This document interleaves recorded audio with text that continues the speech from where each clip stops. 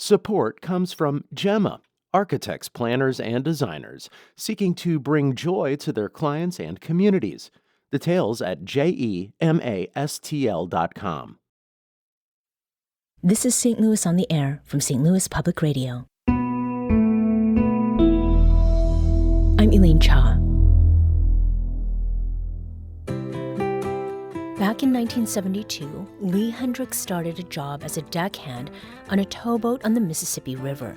It was the start of a more than 50-year career traversing America's waterways. Hendrix would later become a towboat pilot. He would also steer passenger ships and work for the U.S. Army Corps of Engineers. Lee Hendrix is a native of St. Louis.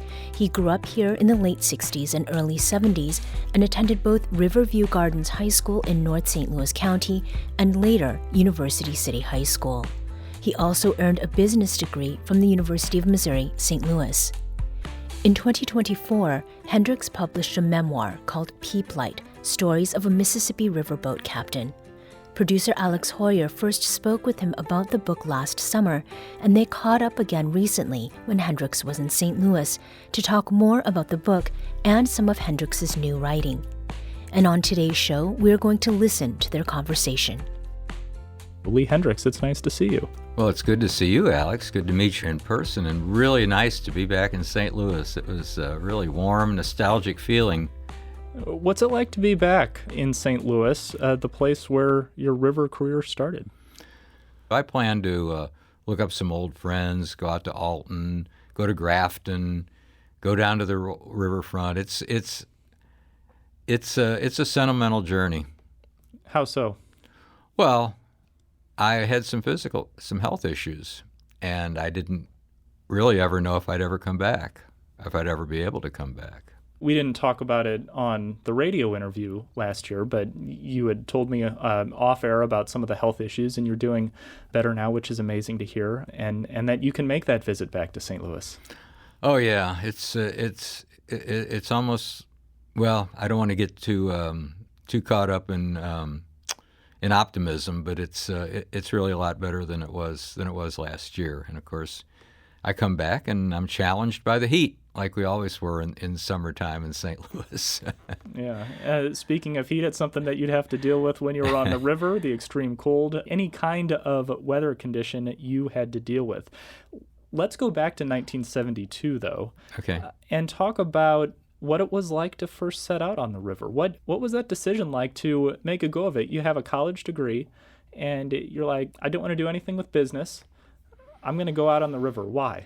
Well, there was a couple of different reasons. One was I didn't have much money, and I wanted to go to Europe like some of my friends were doing, but I didn't have enough money to go. So I met a fellow that I went to high school with at a party, and he said, yeah, I went out on the river and worked for 30 days, and I had enough money to go take my Europe trip then, buy a Eurail pass, and I thought, well, that sounds like a pretty good template for me. I should try that. But also, I'd always been fascinated by the river. It had always seemed like a good place to escape. I wasn't particularly a star in high school. I wasn't like a great football player or a valedictorian. So some big step, some dramatic step was what I wanted to do. I wanted to change the boredom of my life, and I figured I always been intrigued by old cowboy movies. Well, they weren't doing any cattle drives in the 1970s, but Sure. I found out that being out on a towboat was kind of like being on a cattle drive. You know, instead of having dogies in front of you, you had a bunch of barges. So all those things kind of came together.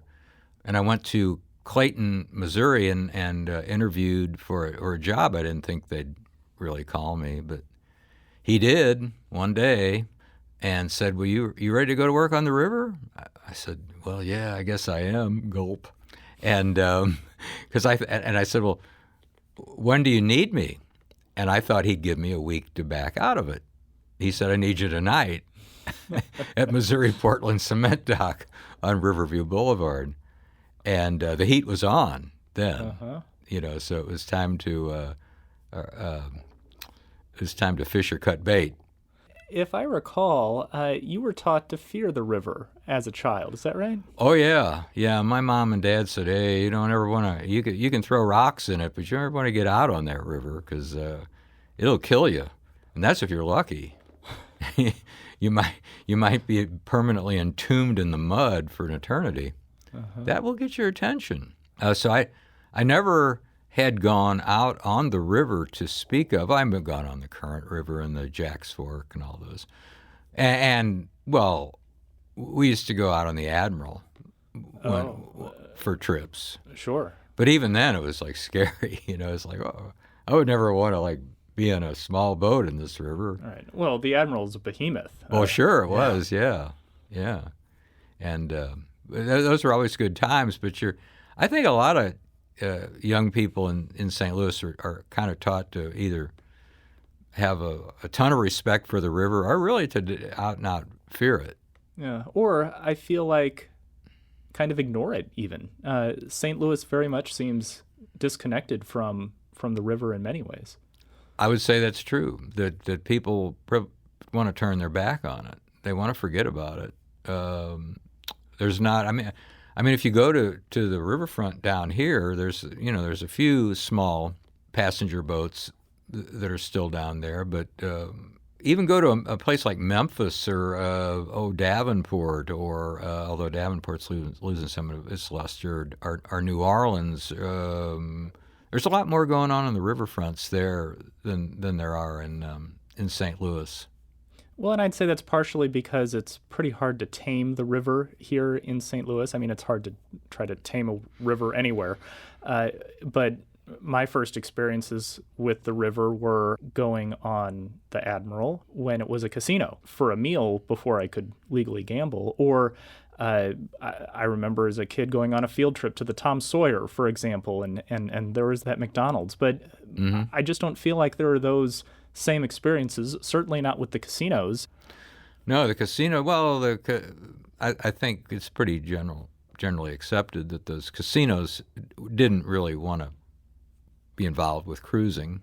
They wanted to get people on for make money from gamblers. Mm-hmm. So now most of them have moved onto the shore.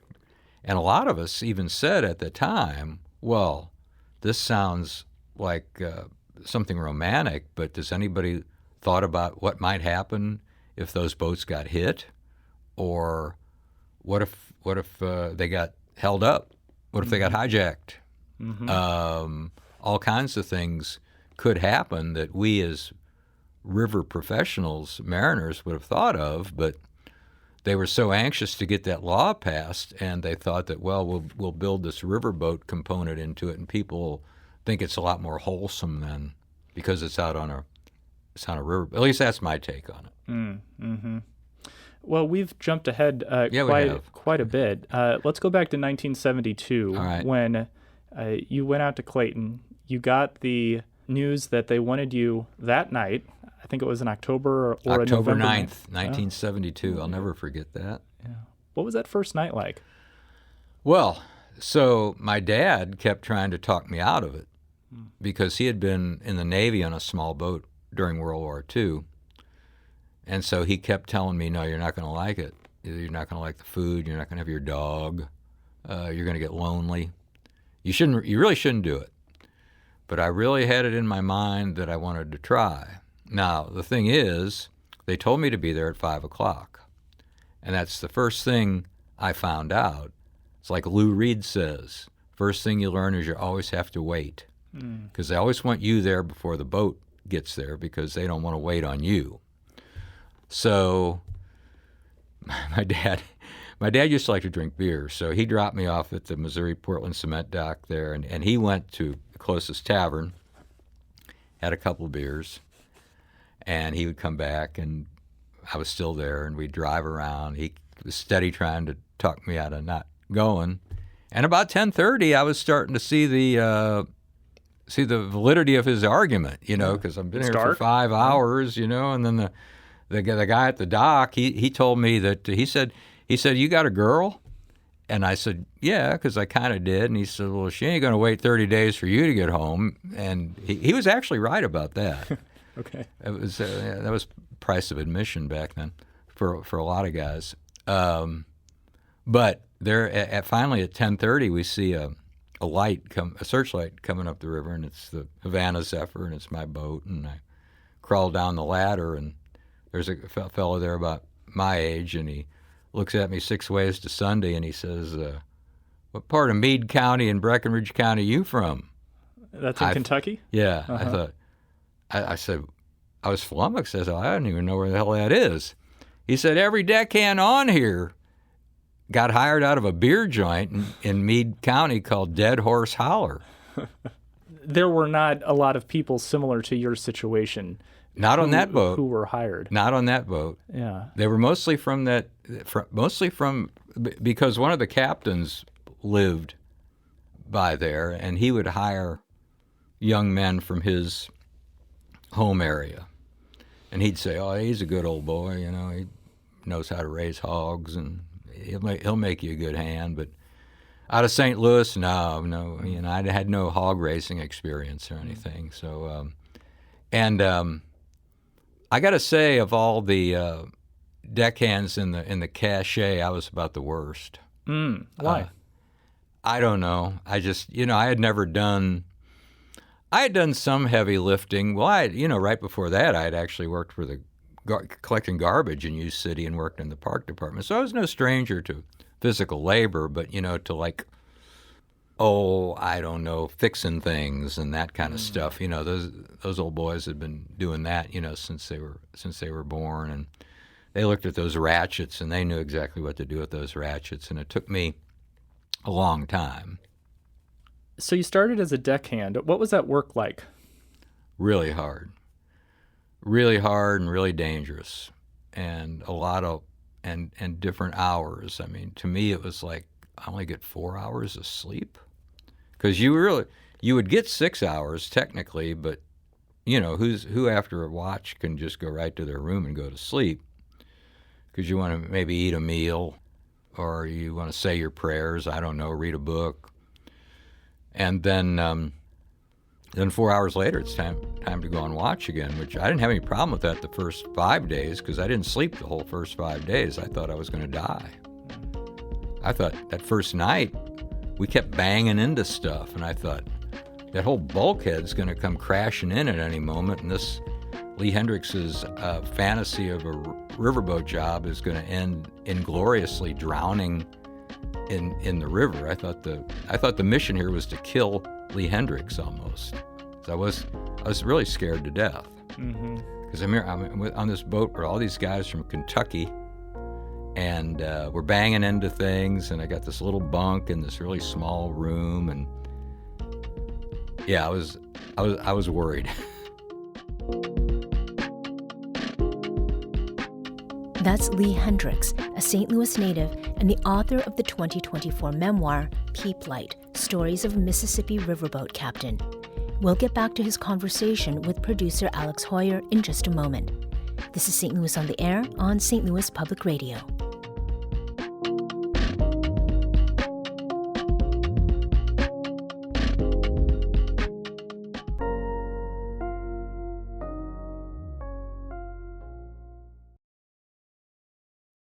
Welcome back. I'm Elaine Cha. Let's return to producer Alex Hoyer's conversation with Mississippi Riverboat captain and St. Louis native Lee Hendrix. Now retired and living in Minnesota, Hendrix recently visited St. Louis to talk about his 2024 memoir that details his more than 50-year career on America's rivers. Just after a few years or so, you ascended what seems to me as pretty quickly to the pilot house. Maybe it was, 7, 8 years maybe? Not even that much. Yeah. It was like 4 or 5 maybe. Was that something that you very quickly had aspired to do? Because obviously this experiment had gone longer than 30 days. I had no idea I was going to do that when I first got on, but then I quickly saw that you made a lot more money being a pilot than you did working on the deck, because when I was working on the deck, I was only making $25 a day. But was that good money? You talked about your No, it friend. was horrible money back then.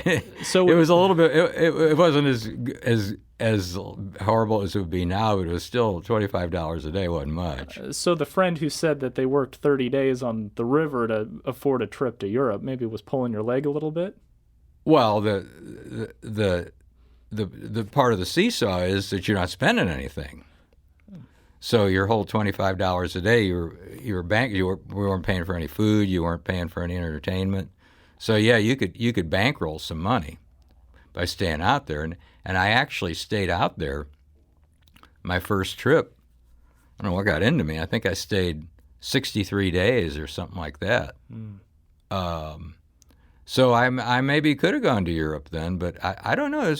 There was something about it. Because that first day when I woke up, the engineer said, in a moment of friendly candor, he says, if you ever wear out a pair of boots on the deck of a towboat or a barge, the river will be in your blood forever. And I thought, man, that's really lyrical. That guy ought to get a job on a TV show or something, But he loved making up aphorisms like that, because he would sit in the galley and talk to the cook and drink coffee. The chief engineer would. He wouldn't go back to the engine room quite so much. Then he said, you know what? You're starting in October. If you make it through till the spring, through the winter, it means one of two things. You're either dumb enough or tough enough to do it. He said, you don't look like you're real tough, but you look like you might be dumb enough. So I made it through till the spring, and I thought, well, yeah. And these guys piloting these boats, I mean, this is like John Wayne or Randolph Scott. I mean, these guys were just so cool. They were just had a real devil-may-care attitude, and I thought, shoot, I gotta be like this someday, But I was really lucky. It wasn't any glittering brilliance on my part.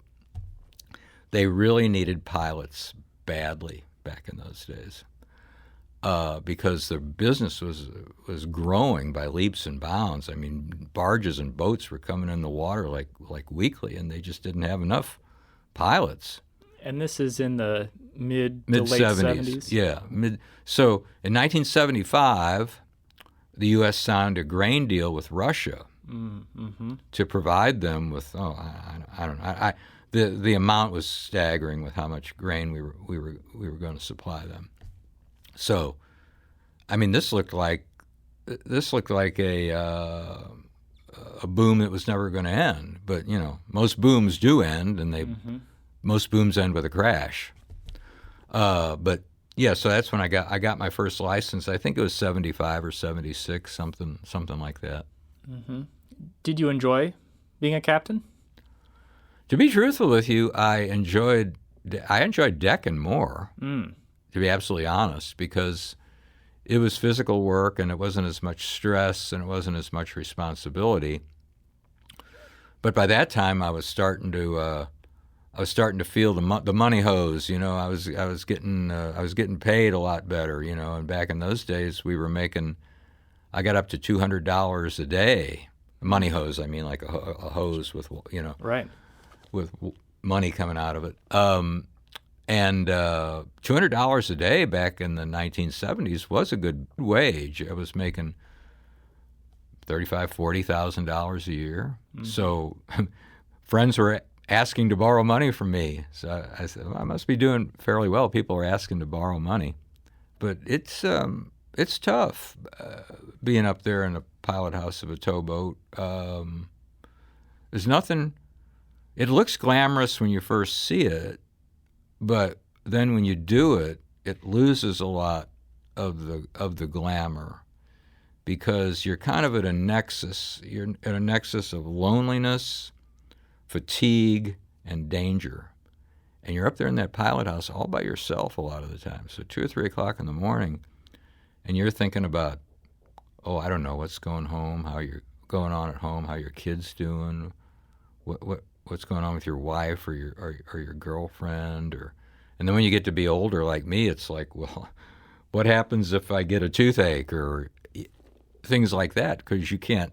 It's not like your dentist is a couple blocks away, and the fatigue, the 4 hours of sleep at a time is all you get, and then the danger of taking these large amounts of product up and down the river that you can't stop in a lot of instances. So you got to think so far ahead of time. You got to keep your mind on what you're doing, but still, by the same token, you're a human being, so your mind is drifting off to other places, and you got to figure out how you can concentrate on that. I still have an amazing amount of respect for towboat pilots. I'm talking with Lee Hendrix. He's a St. Louis native and the author of Peeplight, Stories of a Mississippi River Boat Captain. It's a memoir about his 50 years on America's rivers. We were talking about the boom of the barge industry, and you said that booms often come with a bust, and that was certainly true after the Soviet Union invaded Afghanistan. President Jimmy Carter at the time then did this massive grain embargo, canceled deals of the shipment of grain to the Soviet Union. You've written a recent article about this. What was the effect of that embargo on the barge industry? Oh, it was devastating, because all of a sudden barges that were due to be loaded weren't being loaded because there wasn't any market for the grain, and because there was so much grain that was up there, it wasn't going anywhere. The laws of supply and demand say, well, there is no demand for this grain, so the price went down and the prices plummeted, and boats they didn't need barges and towboats to take the product up and down. There was still some, but the majority of what was being taken on the river back then was farm products, especially on the upper Mississippi River. So a lot of boats were getting tied up. A lot of guys lost their jobs. Their companies went out of business. My salary my daily wage went down because the company wasn't making as much money. But then I finally got to go on my trip to Europe. I just said, things are kind of coming together here, and it might be a time to do that, because I was getting lonely. I was paying the price of admission to be doing this. It was tough life, and I wanted to try to do a few other things. So I finally went to my European trip, and I was gone for a few years off the river. And I knew a lot of guys who never came back. But for the farmers, it was almost even worse. Oh, sure. Well, it was worse because they were losing their farms. Well, and this is the farm crisis. The farm crisis. That's when Willie Nelson and John Mellencamp had to get together and do farm aid. And John Mellencamp wrote that song, "Blood on the Scarecrow, Blood on the Plow," and it didn't really occur to me at the time, but a lot of farmers were committing suicide because they had lost their farms, their families had broken up, and there wasn't any mechanism for helping those people. So it was, I didn't realize it all that much because I was gone during a lot of that period of time. But it was horrible for farmers. It's often the case that history is important to know because it informs the future. And we're in a time now in the United States where there's a trade war going on. Right. It is not an embargo, but these back and forth tariffs that President Trump has launched certainly has an effect. And there are often, as was the case with the embargo in 1980 and with the trade war now, there will be unintended consequences. The new article that you've written about this trade war and its effect on the barge industry, a lot of this when we think of the trade war, we need to think of China. Because China is a huge importer of U.S. agriculture goods. We think corn, soybeans, the like. Broadly speaking, what kind of an effect will this trade war have on the barge industry? Well, that's one of the difficulties right now is nobody knows for sure because nobody knows what it's a mercurial situation. It seems to change a lot. I talk to a lot of my friends who are still out there, and they say that they haven't seen much. Nobody's been laid off or fired or anything yet. However, I will say on my trip down through Minnesota and Wisconsin, I got to see a bunch of states yesterday on my trip, and I go through a lot of farmland. The corn was not as high as it usually is. And I don't know whether they're delaying the planting of the corn because of that, or they're not planting it. I'm not a farmer, so I don't know. But we haven't seen any yet. But everybody's pretty anxious about it because we're not the biggest shipper of grain in the world anymore. We've been passed by Brazil. We still ship. We've still got a 20% market share, but China can get their grain from another country. They don't need to get their grain from us. Mm-hmm. So I think when President Trump did this in his first term, what wound up happening from what I could see living up in Minnesota near a lot of farmland, the government was paying the farmers for their grain that wasn't being sold. They were subsidizing it. So that was coming out of the kitty. So economically, I don't know. That doesn't seem like it makes a whole lot of sense to me, but who am I? That's Lee Hendrix, a St. Louis native and the author of the 2024 memoir, Peep Light, Stories of a Mississippi Riverboat Captain. We'll get back to his conversation with producer Alex Hoyer in just a moment. This is St. Louis on the Air on St. Louis Public Radio.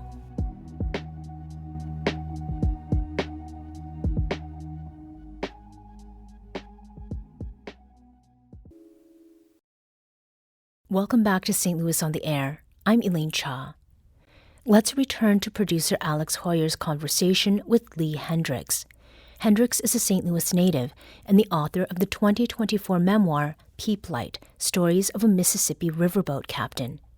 Hendrix spent more than 50 years on America's rivers, first as a deckhand and then as pilot of towboats and passenger ships. Let's talk about St. Louis and the St. Louis portion of the Mississippi River. Of course, this is the area that is the confluence of the Missouri River and the Mississippi River.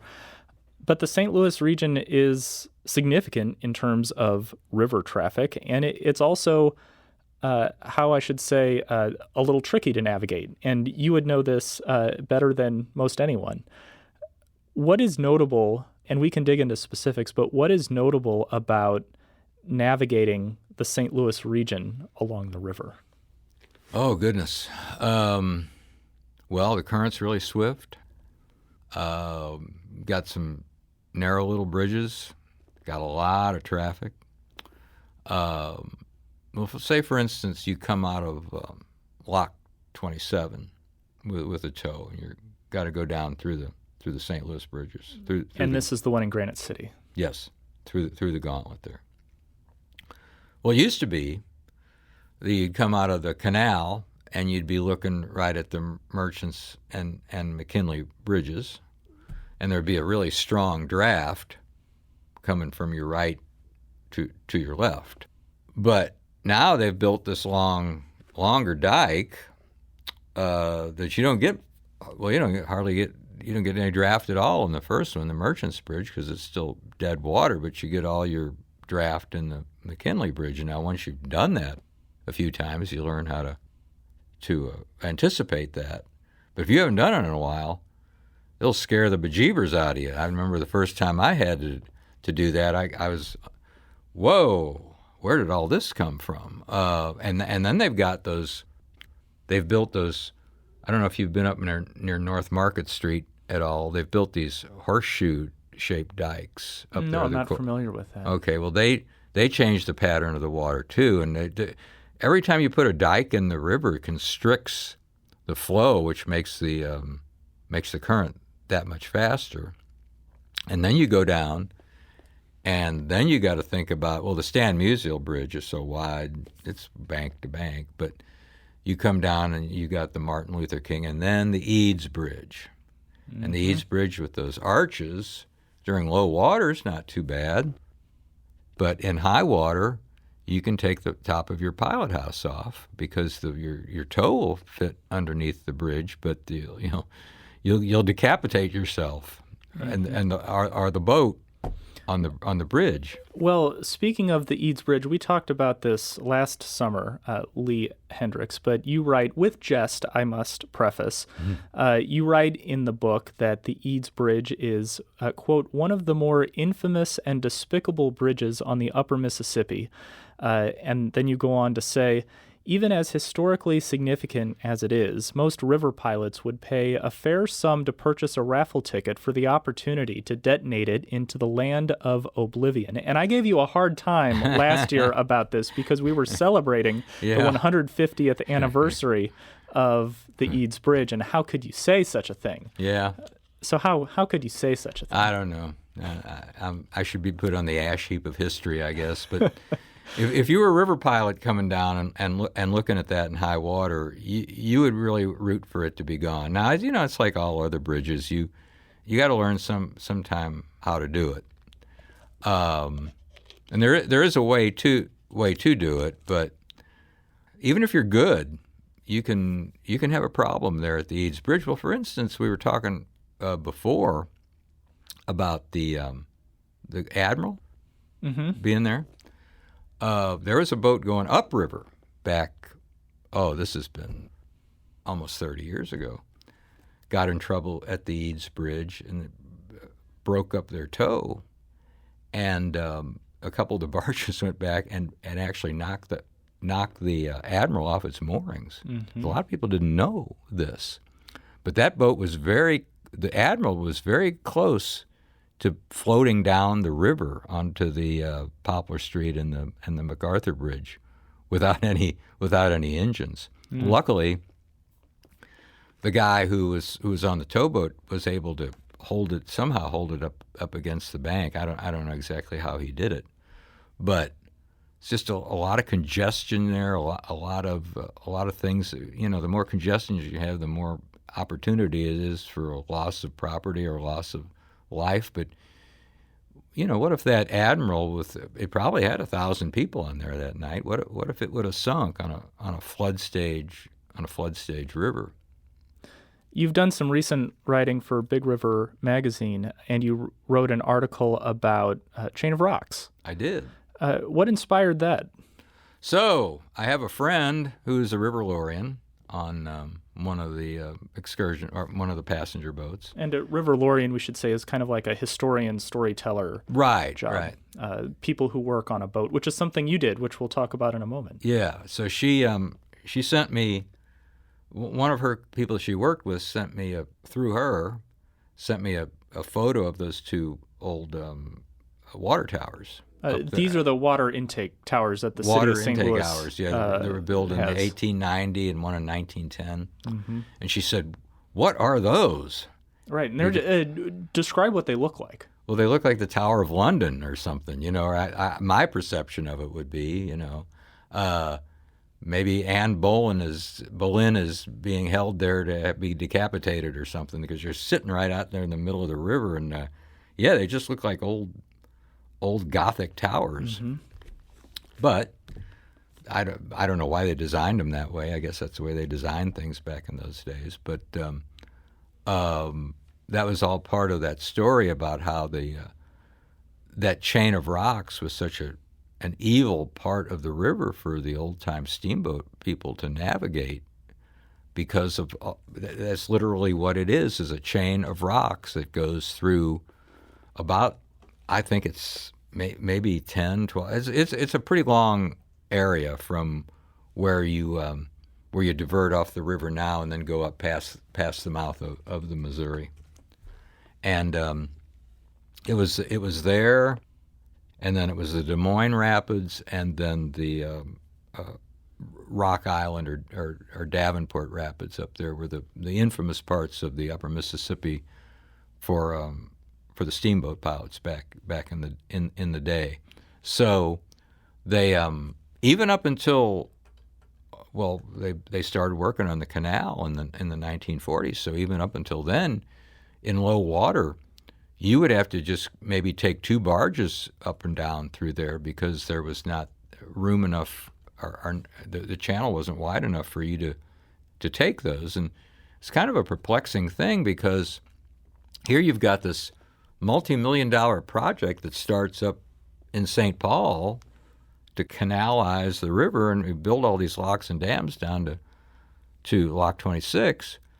But now you can't take a full tow down through there into St. Louis, which is where the majority of the business is going. So it was finally in the 1940s that they figured out that we need to do something about this. It's when they started work on the Granite City Canal. Yeah. And this is a canal that's 8.4 miles long. And to orient our listeners, if you think of the confluence of the Missouri and the Mississippi, that canal starts just a little bit south of that confluence, and so it avoids 8.4 miles of the river. And so if you think about the old Chain of Rocks Bridge, which is still in use as a pedestrian and cycling, you can still go across it. And then there's that new Chain of Rocks Bridge that carries I-270. Right. And those water intake towers that we were talking about is just south of that. So it was a big deal when this canal opened that allowed you to avoid that part of the river. Oh, sure. I mean, when I was doing my research for the project, there was a story about a poor riverboat pilot named Withrow. He was from Winona, Minnesota, which is up pretty close to where I live, and he was on a steamer called the Majestic, and he had never been down through there. And for some reason, they told the poor guy they left him up there in the pilot house by himself, and he hit one of those towers and sunk the boat. Now, luckily, they got most of I think there was 3 fatalities, but he said he couldn't see one of the towers, and this was before the bridges were built, so the bridges weren't there. Mm-hmm. This was like in 1915, and I think the first Chain of Rocks bridge was built in 1929, if I'm not mistaken. So this preceded that. But those water towers were still there, and he didn't know about the second when he claimed there was no light on it, but they said that there was. And the paddle wheel to that boat is still up there. That's an interesting graveyard of old steamboat memorabilia in that old river. The gentleman I was getting a lot of my information from with the Corps of Engineers was showing me charts of all this boat was sunk here, and the paddle wheel is still there, and the hull of another one is over here, and then it was gnarly. Well, it's a reminder of the inherent dangers too of navigating the river. I'm talking with Lee Hendrix. He's a St. Louis native and the author of Peeplight, Stories of a Mississippi River Boat Captain. It's a memoir about his 50 years on America's rivers. Let's talk about your experience as a river Lorian. That was toward the end of your career. That's how you ended your career. Right. Tell us about what that work was and where it happened. So I was on the American Queen because I had been the pilot on there. And I was getting toward the end of my piloting career. I was getting tired of the stress and the grind of 4 hours on and 4 hours off, and I didn't really need to make. I had a few retirements. My wife had a few retirements. So even though there was a cut in pay, I said, this River Lorian job looks like a lot of fun. And I had always loved to talk to people about the river, like doing this, because I think it's an arcane way. So many secrets out there that people can't imagine that it actually exists, just like us talking, And I always thought people need to know more about this because it's such a vital part of the country. So, and let me step in here to say, for people who don't know of the American Queen, describe what this majestic boat looks like. Oh, it brings tears to my eyes now because it's being dismantled. But it was built in the 1990s down in Louisiana, about 410 feet long, 90 feet wide. We carry over 400 passengers. It was a steamboat. It also had alternate propulsion, but it was actually designed to look like a 19th century steamboat with big high stacks, and it was designed to look like one of the historic steamboats on the river, like the Robert E. Lee or the Natchez. It was so and beautiful on the inside, ornate woodwork and a grand saloon, which was like a theater with balconies. It was designed after Ford Theater, where Abraham Lincoln was shot. So a dining room called the J.M. White Dining Room. It was I run out of superlatives. It was enthralling. It was breathtaking. And people would look at it when it passed them by on the river. Goodness, yeah. When our first trip up to St. Paul, they would have carnivals out there waiting for us to come through. Hundreds of people. We go through a lock in a small town. They'd be there watching us go through the lock on the way up to St. Paul, and then we got up to St. Paul, and I remember we were turning around and coming back down through one of the bridges up there called the Pig's Eye Bridge, and there was a bluff there called Dayton Bluff, and it was just like all kinds of shades of different T-shirts. It was the summertime, people had their cars were there, and watching me take this boat down through the Pig's Eye Bridge, and the captain, because we had to put the pilot house down, and we had to put stacks down. There's a lot of behind the scenes kinds of things that had to happen for you to go through that bridge, and the captain came out, and I thought he was going to give me some tips on the bridge. He said, "Don't hit it. You got too many witnesses." That was his tip to me. That's great advice. That's great advice. Yeah. Priceless advice. Yeah. So this job of River Lorien, you started to talk about how valuable you think it is for the secrets it tells to connect people and to tell stories about the river, which a lot of people might not know about or might not think about very often. What are some of the secrets that you'd tell, some of the stories you'd tell aboard? Well, the first thing I tell them is, if a riverman ever tells the entire truth, he loses one of his ears. And I still got both of mine. So don't believe everything that I say. And that kind of gets them off I said I'm a world-class prevaricator. And that kind of gets them into the spirit of, this guy's not here just to educate us. He's here to have fun. But it is more educational. They're trying to tell them about, anybody can look in a book and find the history of a certain boat, but, to talk about what it's like to actually be there and what it's like to actually make a double lock with a tow of barges, and what it's like to work on there, what it's like to be in the pilot house. They used to give pilot house tours. And, of course, when I take the passengers up there and the pilot would be up there, and it would be somebody that I trained. And they said, "Oh, wow, I guess this guy kind of knows his way around this pilot house," and show them the different the charts and the things that we use for navigation, and how the rules of the road, who has the right of way, and navigation at night. Used to like to take people out in.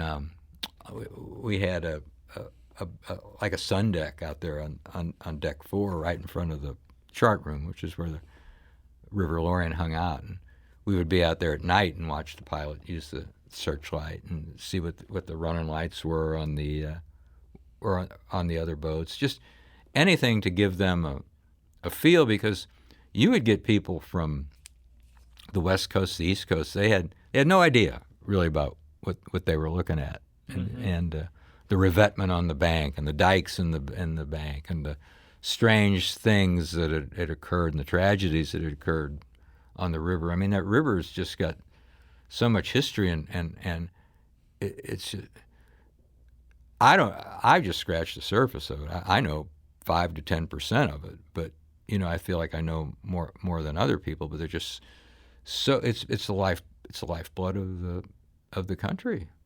You're retired now, and you've written a book. You've done quite a bit of writing.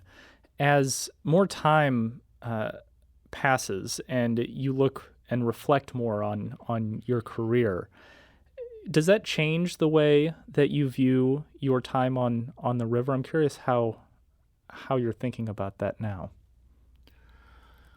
Well, it's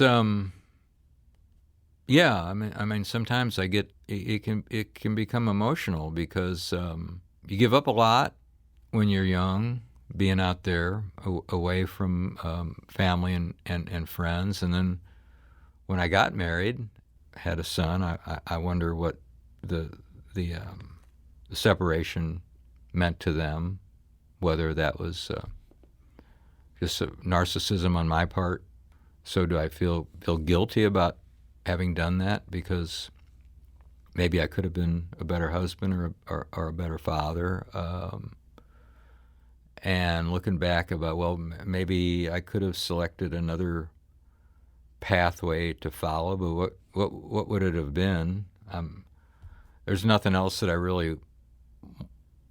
I wouldn't want to be a doctor or a lawyer. That was not interesting to me. Being a storyteller was interesting, but yet, if you're going to be a storyteller, people like it when you're authentic. They don't want you telling a story about something that you read. That's the one thing that the people on the American Queen really told me. They said, you're talking about stuff that actually happened to you, not something that you read out of a book. And that makes so much more of a difference to them because they recognize that authenticity. And there was some really scary moments, some really sad moments of 50 some odd years, but I guess that maybe adds some enrichment. I'm not saying that I'm the greatest writer that the world has ever known, the best storyteller that the world has ever known, but I think the stories that I tell paint a real vivid picture to people about what it is that goes on out there. So in that regard, I wouldn't change it.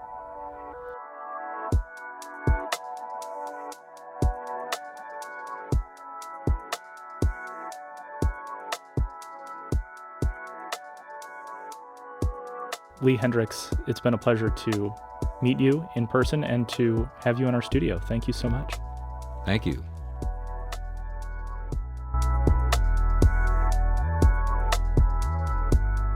Today's episode was produced by our executive producer, Alex Hoyer. Audio engineering and podcast design by Aaron Dorr. St. Louis on the Air is a production of St. Louis Public Radio.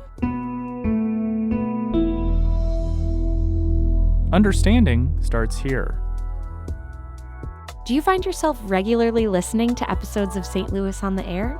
Suggest us to a friend you think might enjoy our conversations. And leave us a review and rating on Apple Podcasts on the App Store. It's the simplest way to help people discover our show. Thanks. St. Louis Public Radio is a member-supported service of the University of Missouri St. Louis.